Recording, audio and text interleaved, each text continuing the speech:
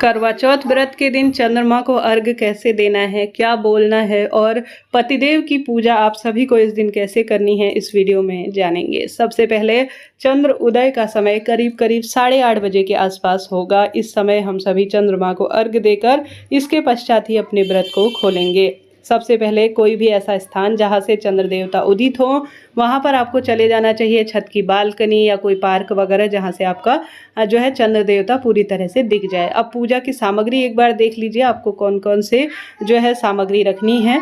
सबसे पहले जो आपने गेहूँ पूजा की सामग्री में जब कथा सुनी थी, 13 दाने गेहूँ वह आपने अपने पल्लू में बांधे होंगे, आंचल में, उन्हें अपनी पूजा की थाली में रख लीजिए। साथ ही आपको पूजा की थाली में रखने के लिए गोल बत्ती का घी का दीपक, थोड़ा सा पुष्प और जो आपने मीठा भोग प्रसाद बना रखा है वह रख लीजिए। साथ ही रोली, चंदन, अक्षत और छलनी आपको आवश्यकता पड़ेगी, जिससे कि आप सभी चंद्र देवता के दर्शन कर पाएँ। और साथ के साथ जल के लोटे में अगर कच्चा दूध मिला लेते हैं तो यह अत्यधिक शुभ और श्रेष्ठ माना जाता है। जब हम चंद्र देवता को अर्घ्य देते हैं, पतिदेव का पूजन करते हैं, उनके हाथ से ही हम सभी जल पीकर अपने व्रत को खोलते हैं। और जो कच्चा दूध हम चंद्रमा को चतुर्थी के दिन अर्घ्य देते हैं व्रत के स्वरूप में, वह सफल बनाता है हमारी पूजा आराधना को।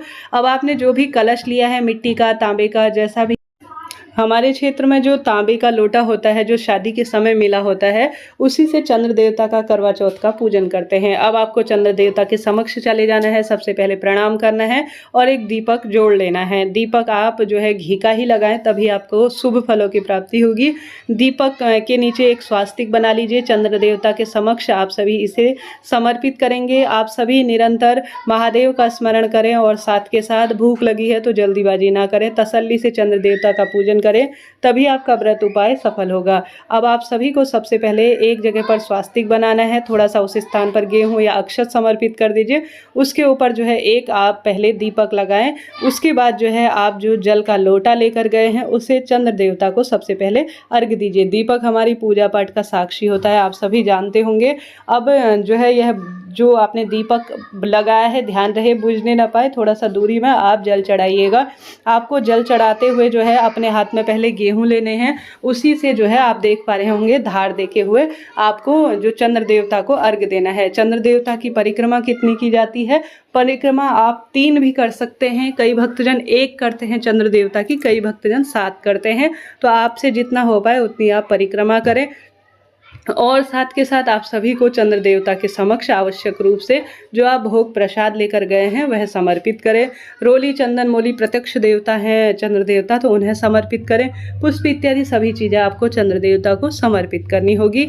आप जल धार देते हुए जो है परिक्रमा कर लीजिएगा। इस तरह से आपको चंद्र देवता का यह पूजन करना है। जब यह दीपक ठंडा हो जाए और यह जो प्रसाद आपने चंद्र देवता को समर्पित किया है, इसे बाद में चिड़िया, कबूतर या गौ माता को खिला दीजिएगा। अब कई क्षेत्रों में जो यह सरई ली जाती है, जो सीख लिए जाते हैं सरई के, तो उन्हें चारों दिशाओं में फेंका जाता है। आप यह कर सकते हैं, हमारे क्षेत्र में ऐसा नहीं किया जाता है, तो आप जो है मैंने नहीं लिए हैं, तो आप कई भक्तजन 4 दिशाओं में इसे फेंकते हैं। जो सीखें होती है चारों दिशाओं में, उस अनुसार भी कर सकते हैं। इसके बाद आप अपने पति देवता को जो छलनी में से भी आप चंद्र देवता के दर्शन करें, ऐसा बहुत शुभ और श्रेष्ठ माना जाता है। और साथ के साथ आप सभी को इसके बाद अपने पति को लंबा तिलक लगाना है, इससे सौभाग्य में वृद्धि होती है। उनके हाथ में कलावा बांधें और उन्हें कुछ मीठा खिलाएं, उनके चरण स्पर्श करें।